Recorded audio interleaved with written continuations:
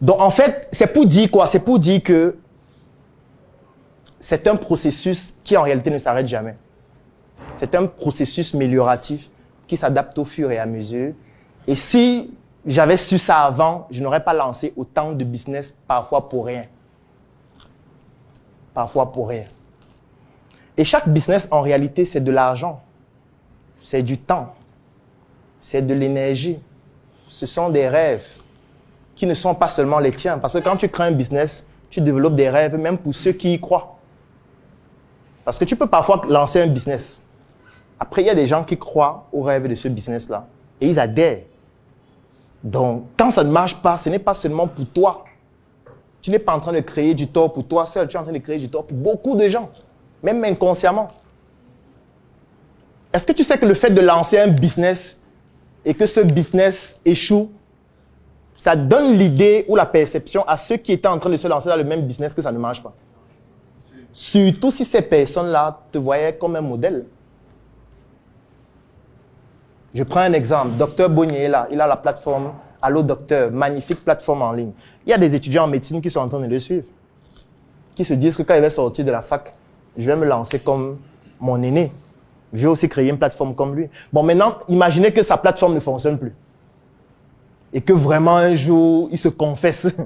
Il dit vraiment, j'ai tout donné. Ça ne marche pas.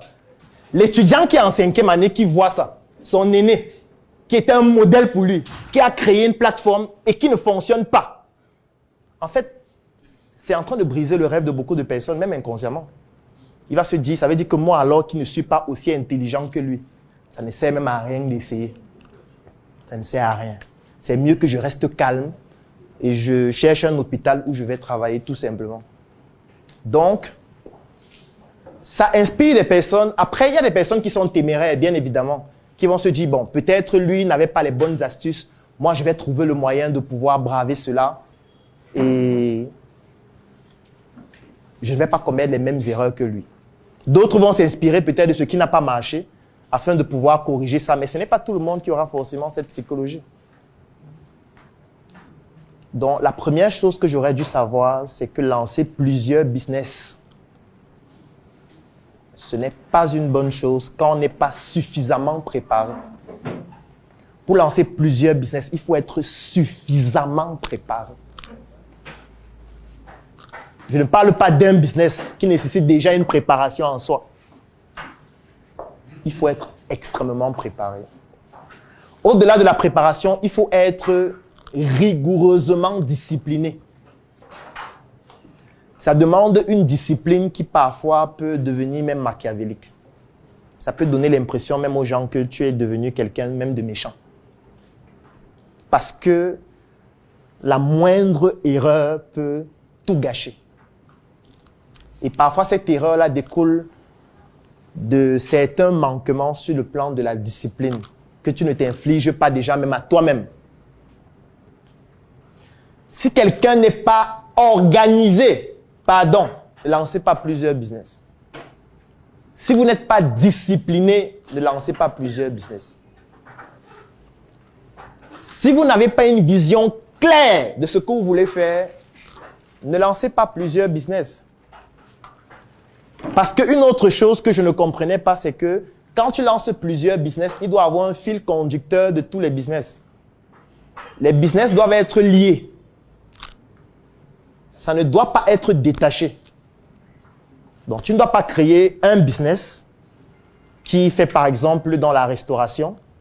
Après, tu vas créer un autre business qui fait dans le développement personnel, qui nécessite que tu crées des contenus en ligne chaque jour, sans qu'il y ait une liaison entre les deux. Il faut absolument qu'il y ait une liaison. S'il n'y a pas de liaison, non seulement ça va te prendre encore plus d'énergie, mais surtout la probabilité que ça ne fonctionne pas est extrêmement importante. Et comme c'est une personne morale dans laquelle, dans les deux entreprises, il y a une variable qui est la même, c'est-à-dire toi, la probabilité donc que ça ait une influence sur les deux devient extrêmement importante. Parce que quand tu lances deux business, si dans un, tu as un échec cuisant, ça peut influencer le deuxième directement. Parce que c'est toujours toi qui mènes le deuxième en fait. Les passifs du premier peuvent influencer sur les actifs du deuxième et faire en sorte que les deux ne fonctionnent plus. Donc, je ne recommande à personne de lancer plusieurs business s'il n'est pas discipliné, organisé et enfin, s'il ne maîtrise pas ses émotions. Alors, les émotions, c'est certainement la chose la plus compliquée à gérer.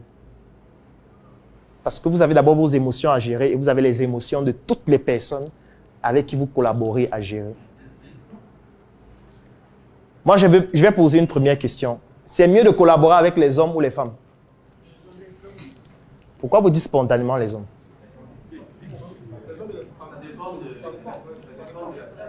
De la tâche. S'il faut, par exemple, quelqu'un pour gérer l'accueil, c'est mieux un homme ou une femme?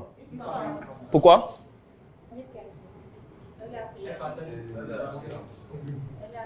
Elle est accueillante. Quoi d'autre? Elle aime les commentaires. Elle est plus sensible. Ça veut dire qu'elle est aussi plus facile à draguer. Elle parle beaucoup. Est-ce que c'est une bonne chose ou une mauvaise chose? Le fait qu'elle parle beaucoup. Oui. Je dirais la femme parce que la femme est plus maternelle. Elle est plus maternelle. Est-ce que toutes les femmes sont maternelles? Généralement. Maternelle veut dire qu'il y a maternité. Est-ce que toutes les femmes sont passées par cette étape de la vie pour pouvoir savoir ce que c'est que d'être maternelle? C'est vrai qu'on peut aussi l'être sans, mais ça demande quand même une certaine expérience. Vous voyez que ce n'est pas évident de savoir si c'est un homme ou c'est une femme à choisir. Il y a des entreprises où l'idéal, ce serait d'avoir un homme à l'accueil. Il y a des entreprises où à l'accueil, l'idéal serait d'avoir une femme d'un certain âge. Il y a des entreprises où à l'accueil, il faudrait avoir un homme qui est marié. Il y a des entreprises dans lesquelles c'est mieux qu'à l'accueil, il n'y ait personne à l'accueil. Oui, qu'il n'y ait personne à l'accueil, que ce soit un algorithme ou un ordinateur qui permet de filtrer les gens tout simplement. Maintenant, la question qu'il faut se poser, c'est comment est-ce qu'on fait le choix? Comment on fait le choix? Qu'est-ce qui te dit que ton assistante actuelle n'est pas en train de travailler avec l'un de tes concurrents? Qu'est-ce qui te dit ça?